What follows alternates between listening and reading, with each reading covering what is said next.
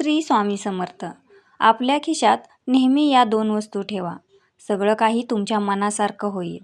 मित्रांनो, आज आपण पाहणार आहोत की कोणत्या दोन वस्तू खिशामध्ये ठेवल्याने आपलं सगळं काही सर्व मनासारखं होईल आणि ज्या लोकांना आपल्या घरात किंवा कामाच्या ठिकाणी कंपनीत मान मिळत नाही, जर तुमच्या जवळच्या व्यक्ती तुमचा सतत अपमान करतात, अगदी लहान-सहान गोष्टींवरून तुमची चेष्टा केली जाते, तर हा उपाय आपल्यासाठीच आहे.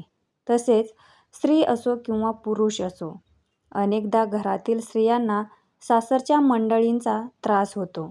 अगदी त्यांचा नवरासुद्धा त्यांचे म्हणणे ऐकून घेत नाही आणि सतत टोमणे मारले जातात. तर अशा महिलासुद्धा हा उपाय करू शकतात. या त्रासापासून आपली सुटका करून घेऊ शकतात. मित्रांनो, जर ऑफिसमध्ये, फॅक्टरीमध्ये किंवा कामाच्या ठिकाणी तुम्हाला मान मिळत नाही, तेव्हा तुमच्या बॉसकडून किंवा वरिष्ठांकडून तुमची पिळवणूक केली जाते. अशा वेळी काही ठिकाणी आपण हा उपाय बिनधास्तपणे वापरून पहा. थोडक्यात सारांश असा आहे की ज्या ज्या ठिकाणी तुम्हाला विनाकारण त्रास होतो, तुमची कामे, अडचण, जास्त महत्त्वाची कामे आहे, जी कामे तुम्ही करायला जाताना समोरची व्यक्ती ते काम करण्यास नकार देते, ती व्यक्ती कधीच होकार देत नाही. अशा वेळी समोरच्या व्यक्तीवर आपली मोहिनी निर्माण करण्यासाठी, आपला ठसा उमटवण्यासाठी आपण हा उपाय करायचा आहे. यासाठी आपल्याला 2 सामग्रीची गरज आहे. पहिली सामग्री म्हणजे मोरपीस. होय, मोरपिसाचा हिंदू धर्मशास्त्रामध्ये, वास्तुशास्त्र, ज्योतिषशास्त्र आणि इतरही तंत्रमंत्रशास्त्रात फार मोठं महात्म्य अगदी पूर्वीपासून सांगितलेलं आहे. मोरपीस हा मोहिनीचं एक रूप आहे.